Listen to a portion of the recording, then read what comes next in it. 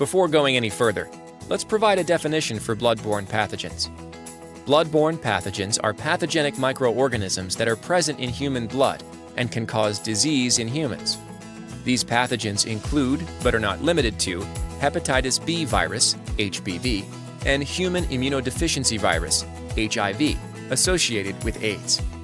OSHA originally developed the bloodborne standard for healthcare and hospital employees, but it has been expanded to include any occupation in which reasonably anticipated contact with blood or other potentially infectious materials may occur, including someone who may be responsible for the cleanup of blood or body fluids, or even those who remove trash or handle laundry. Within these settings, there may be potentially infectious materials, and how you take care of them can literally make the difference between life and death. Most occupational exposure to bloodborne pathogens occurs when the pathogen comes in contact with the employee's mucous membranes, like the nose or mouth, or breaks in the skin, like needle sticks, human bites, cuts, or abrasions. Body fluids such as blood, vomit, and in some instances, saliva, can potentially contain bloodborne pathogens. But you can easily protect yourself from coming into contact with the fluids by following universal precautions.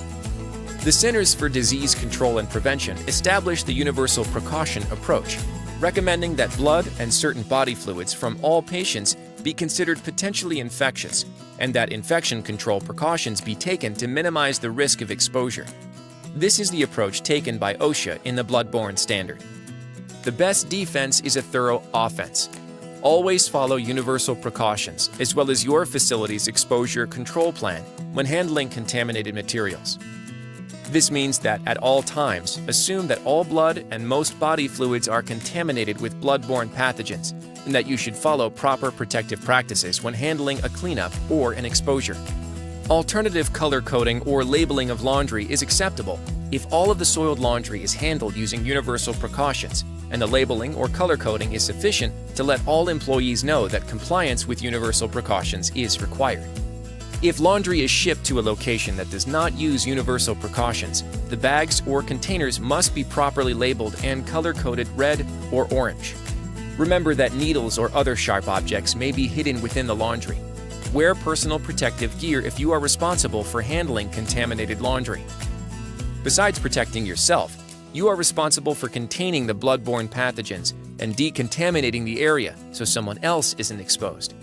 It is crucial to clean and disinfect the area with the appropriate disinfectant cleaner.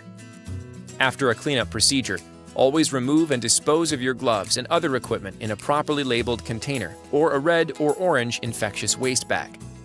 Thoroughly wash your hands with a hand cleaner immediately after you remove the gloves, goggles, or other personal protective equipment. Good hand washing helps reduce the spread of infection and disease. All containers and cleaning equipment, such as mop buckets and tongs used during decontamination, must be disinfected following use. If there is any chance that you have been exposed to bloodborne pathogens, contact your supervisor immediately for specific instructions on exposure protocol. Also, notify your physician.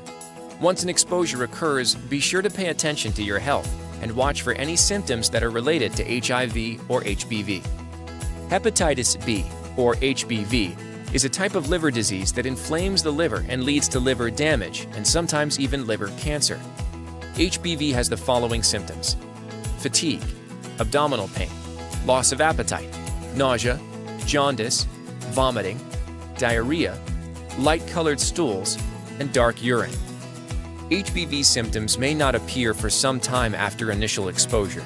Notify your healthcare provider immediately if you think you may be at risk for HBV. Hepatitis B vaccinations must be made available at no cost to all employees who have occupational exposure. Vaccinations must be provided after initial bloodborne pathogen training and within 10 working days of any assignment, which could result in occupational exposure.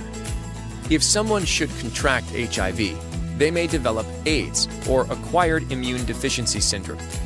Symptoms of HIV infection could include constant fatigue, sore throat, persistent fever, persistent rash of unknown origin, night sweats, persistent swollen glands, mild to severe flu-like symptoms.